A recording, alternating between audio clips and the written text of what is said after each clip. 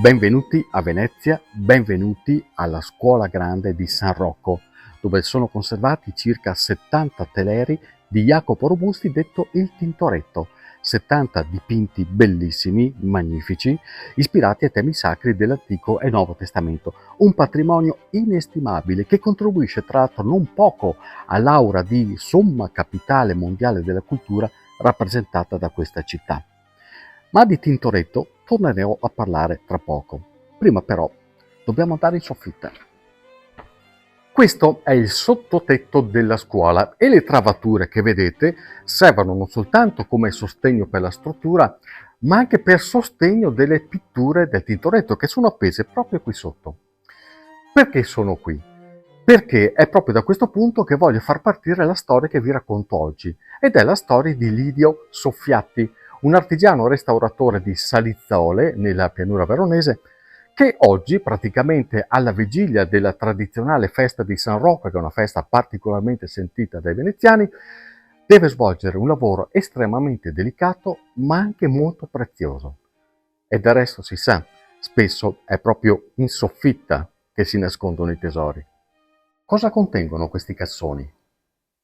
Allora Stefano, questi cassoni contengono tutti gli apparati lignei, gli apparati decorativi che vanno ad abbellire la sala dell'albergo in occasione della festa di San Rocco.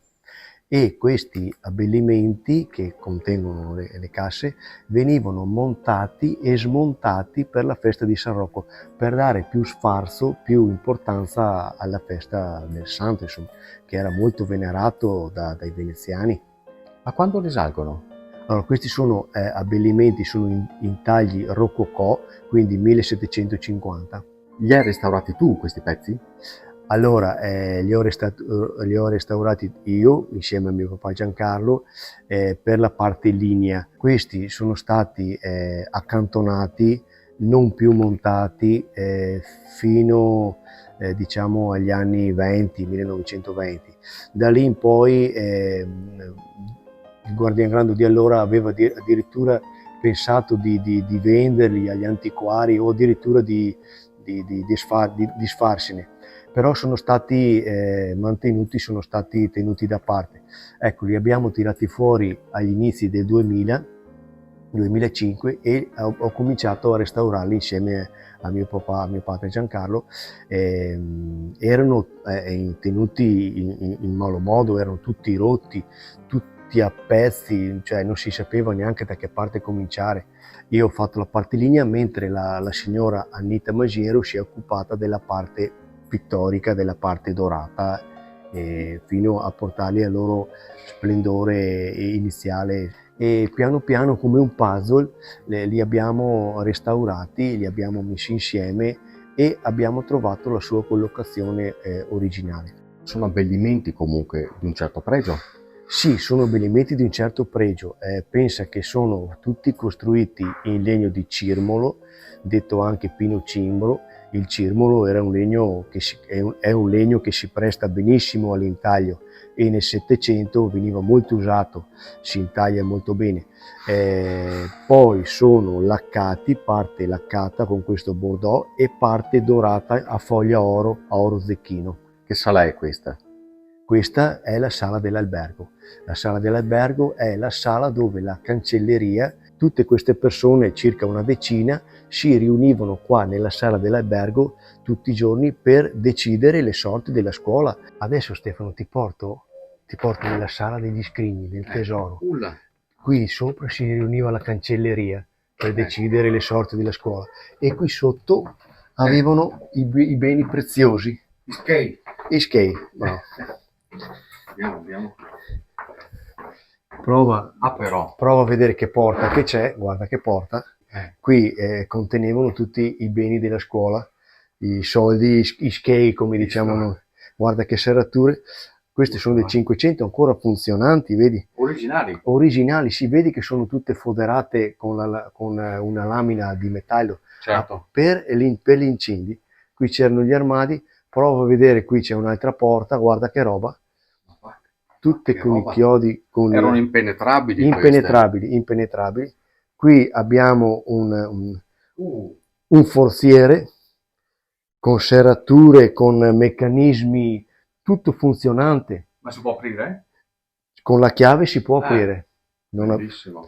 Questa Ecco, era la cassaforte la praticamente. cassaforte di allora, guarda che roba. E l'hai restaurato tu? No, questo l'ha restaurato un mio collega fabbro. Io, Stefano, ho restaurato questo forziere, vedi, Però. questo forziere qua, che è un forziere tutto di legno di noce, tutto foderato anche questo di metallo. Questo di particolare, vedi, ha 3 serrature, una, 2 e una 3. Perché questo?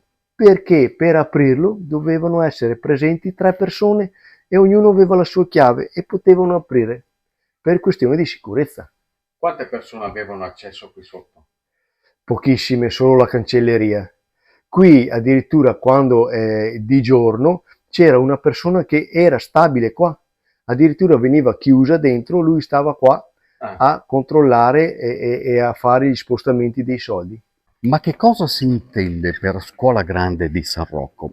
Non lasciatevi ingannare dalla parola.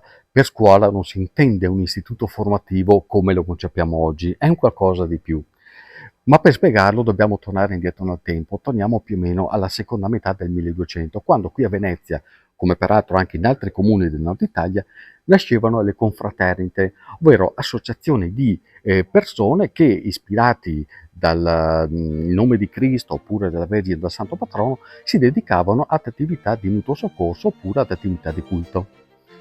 Chi ne faceva parte? Ne facevano parte dei soggetti laici, per l'appunto, generalmente benestanti, esercenti arti e professioni, ai quali tuttavia era preclusa l'attività governativa che era ad esclusivo retaggio degli aristocratici. E loro, nelle confraternite, trovavano, diciamo, il modo per vedere elevare il proprio rango sociale. Veniamo al dunque. Le scuole erano per l'appunto le confraternite e questa, quella di San Rocco, nacque nel 1478 e fin da subito ebbe una grande importanza perché tutto questo per la grande devozione dei veneziani a San Rocco, il protettore dalla peste, e Dio solo sa quanto questa città ha sofferto per questo flagello. In conseguenza di questo fatto le donazioni affluirono molto copiose e quando si trattò di erigere la sede monumentale nella quale mi trovo ora, ad impreziosire il tutto fu chiamato addirittura proprio il Tintoretto, che qui visse, pensate, per 20 anni, creando i capolavori che potete ammirare entrando nelle sale di questo palazzo bellissimo. Entrare qui dentro significa lasciarsi ammaliare dallo spirito vivo del Rinascimento. Ma ora torniamo a Lidio che è diventato un confratello nel 2019 per meriti acquisiti sul campo. E credetemi, questo è un riconoscimento tutt'altro che banale e tutt'altro che semplice da raggiungere. Ma è vero che questo era un privilegio concesso soltanto ai veneziani? Certo Stefano, questo era un privilegio solo per i veneziani, anche già nell'Ottocento e primi del Novecento, insomma, dove potevano entrare a far parte della confraternita solo residenti veneziani. E quindi per me, che sono, diciamo, come dicono loro, un foresto, è stata una bella soddisfazione. Com'è stato quando te l'hanno comunicato? Vabbè, l'ingegner Baroncini mi telefona, mi fa: Lidio, abbiamo pensato di farla con fratello, cosa dice? Per me è stata una grande gioia, una grande soddisfazione, pensando a tutto il lavoro fatto, alla passione che io ho per questo lavoro e per questi manufatti, e anche pensando alla soddisfazione che avrebbe avuto anche mio papà, perché insomma è tutto un lavoro Certo. di aver seminato bene e di aver raccolto i frutti, insomma è stata una grande gioia. Ma quando è nato il rapporto con la scuola? Ok, allora il rapporto con la scuola è nato nel 97, io sono approdato qua con mio papà, appunto che ci avevano invitato allora dell'allora l'ingegner Hermes Farina, appunto perché c'era bisogno di fare dei restauri. Il primo approccio non è andato proprio a buon fine perché i primi due manufatti, che sono due LG del 600 da restaurare, abbiamo avuto un po' di visioni diverse con la sovrintendenza, in quanto noi avevamo un'ottica di restauro, la sovrintendenza ne aveva un'altra. però dopo abbiamo preso fiducia con i componenti della scuola e via discorrendo, e qualche anno dopo abbiamo cominciato a restaurare due trumò, due mobili, e via via il baldacchino del dito di San Rocco è arrivato come ultimo lavoro importante a questi manufatti della sala dell'albergo, e è stato bello, insomma. Cosa vuol dire per te essere un confratello? Come si vive questa condizione?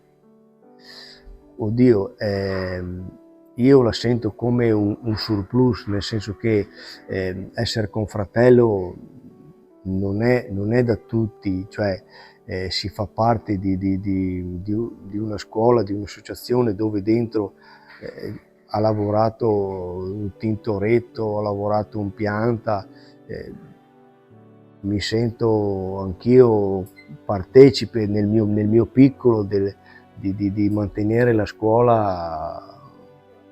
E tu, Livio, a chi dedichi tutto questo? Tutto questo apprezzamento, tutto questo essere confratello lo dedico al mio papà Giancarlo, che è stato colui che insomma mi ha dato la possibilità di cominciare questo lavoro e piano piano di apprezzarlo con tanta passione e di andare avanti, e insomma lo dedico a lui, che mi ha dato la possibilità e mi ha fatto vedere, mi ha fatto capire: guarda Stefano, che il mio lavoro non l'ho scelto.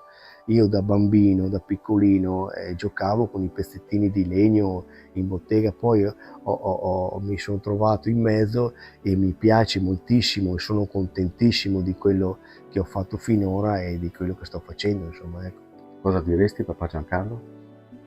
Direi che sono molto orgoglioso di lui e che sono molto contento, che gli voglio tanto bene, anche se non c'è più da una decina d'anni, però io so che lui è sempre al mio fianco, sarebbe contentissimo di vedermi. Pensa che il giorno che mi hanno fatto confratello, che era il 7 luglio del 2019 era il 500 anni dalla nascita di Tintoretto, quindi sono diventato confratello in un anniversario dei 500 anni. Quando che mi hanno chiamato davanti all'altare, c'era l'ingegner Banuccini, c'era il guardian grando Franco Posocco, che mi hanno dato un riconoscimento, perché a tutti quanti hanno dato un riconoscimento, una pergamena. Ho dato la mano e ho ancora in mente l'architetto Franco Posocco, mi ha detto: signor Livio, se ci fosse suo papà quanto sarebbe contento. Mi è venuto da piangere, mi è venuta un'emozione incredibile.